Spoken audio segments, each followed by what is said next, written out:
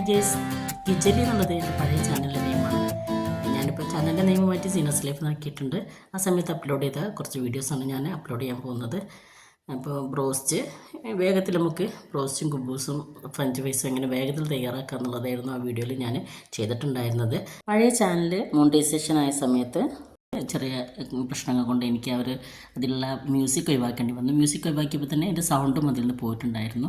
അപ്പോൾ ഞാൻ ഈ വീഡിയോ ഒന്നുകൂടി റീ അപ്ലോഡ് ചെയ്യാമെന്ന് കരുതി.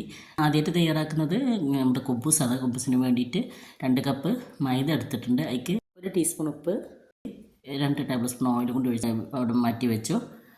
പിന്നെ അതിലേക്ക് ഈസ്റ്റിൻ്റെ ഒരു മിക്സർ തയ്യാറാക്കണം. അപ്പോൾ ഞാൻ ഈസ്റ്റ് 1 ടീസ്പൂണും 1 ടീസ്പൂണ് പഞ്ചസാരയും കുറച്ച് വെള്ളത്തിൽ, ചെറിയൊരു ചൂടുള്ള വെള്ളത്തിൽ ഞാൻ 10 മിനിറ്റ് സോക്ക് ചെയ്ത് വെച്ചത്. അപ്പോൾ അത് നന്നായിട്ട് പൊങ്ങി വരുമല്ലോ.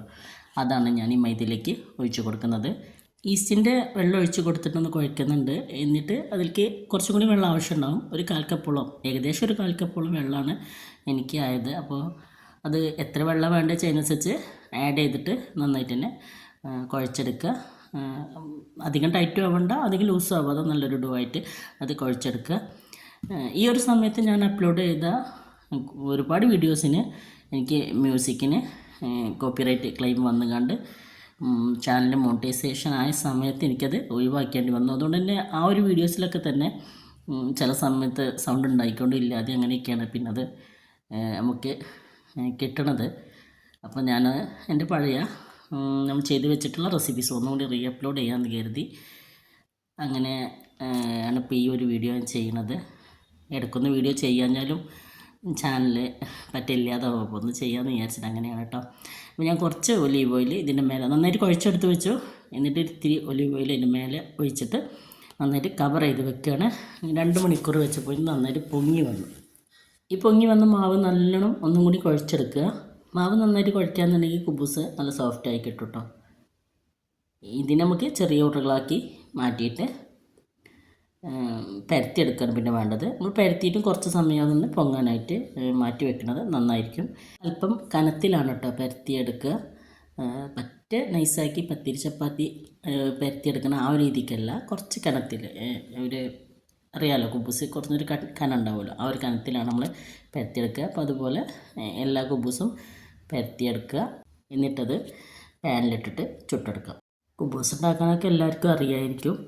ഇപ്പോൾ എല്ലാവരും ചെയ്യുന്നൊരു കാര്യമാണല്ലോ. അപ്പോൾ ഞാൻ വേഗത്തിൽ എങ്ങനെയാണ് നമുക്ക് ബ്രോസ്റ്റ് ചെയ്യാന്നുള്ള ഒരു വീഡിയോ ആണ് ഉദ്ദേശിച്ചത്. അപ്പോൾ അതിൻ്റെ കൂടെ നമ്മൾ ചെയ്യുന്ന അതാണ് കുബൂസും പിന്നെ അതുപോലെ ഫ്രഞ്ച് ഫ്രൈസൊക്കെ നമ്മൾ അതിൻ്റെ കൂടെ ചെയ്യലുണ്ട്. അപ്പോൾ അത് മൊത്തത്തിൽ അങ്ങനെ കാണിച്ചെന്നുള്ളൂ. കുബൂസ് ഉണ്ടാക്കാനൊക്കെ ഇപ്പോൾ എല്ലാവർക്കും അറിയുണ്ടാവും.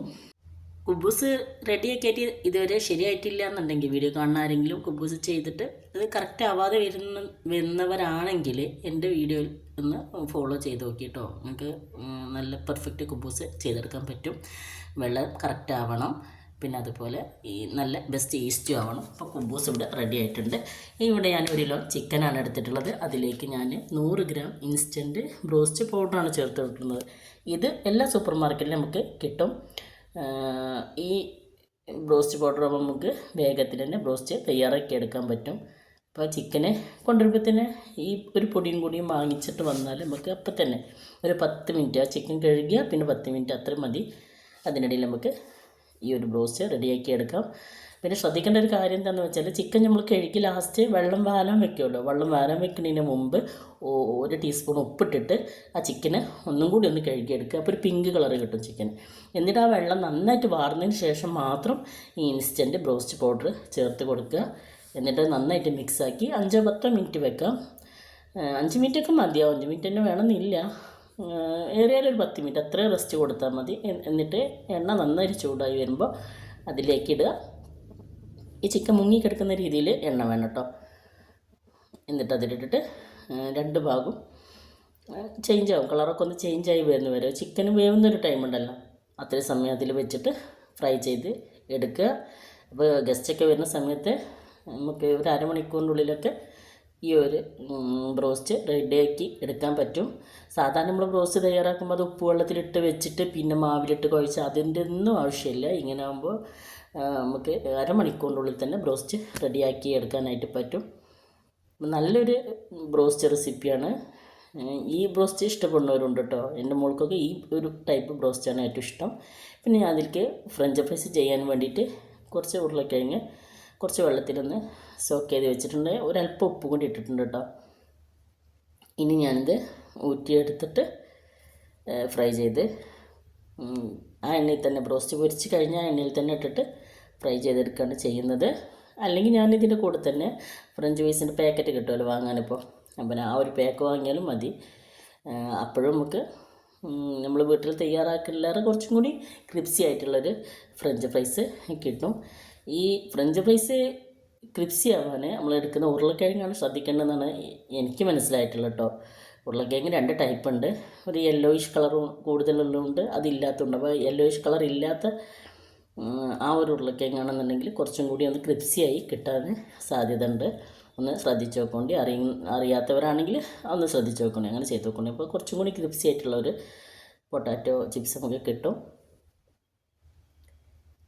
അപ്പോൾ ഇവിടെ പൊട്ടാറ്റോ അതും ഞാൻ ഫുള്ളായിട്ട് ഫ്രൈ ചെയ്ത് കോരി. അപ്പോൾ നമ്മുടെ ബ്രോസ്റ്റും ചിപ്സും കുബൂസും അതിന് കൂടെ തന്നെ ഞാനൊരു മയണൈസും ചെയ്തിട്ടുണ്ട്. മയണൈസ് 2-3 ടൈപ്പിൽ ചെയ്യാറുണ്ട്. ഇതിൻ്റെ കൂടെ ഞാൻ ചെയ്തിട്ടുള്ളത് എഗ്ഗ് മിക്സിയിലിട്ട് അടിച്ചിട്ട് ഉള്ള മയണൈസാണ്. അപ്പോൾ വീഡിയോ എല്ലാവർക്കും ഇഷ്ടപ്പെട്ടു എന്ന് കരുതുന്നു. ചാനൽ സബ്സ്ക്രൈബ് ചെയ്യുക, ലൈക്ക് ചെയ്യുക, ഷെയർ ചെയ്യുക, കമൻറ്റ് ചെയ്യുക. ഇൻഷാ അല്ലാഹ് ഞാൻ വീഡിയോസായിട്ട് ഇനി നിങ്ങളുടെ മുന്നിൽ വരുന്നതായിരിക്കും. സപ്പോർട്ട് ചെയ്യുക. Okay, by.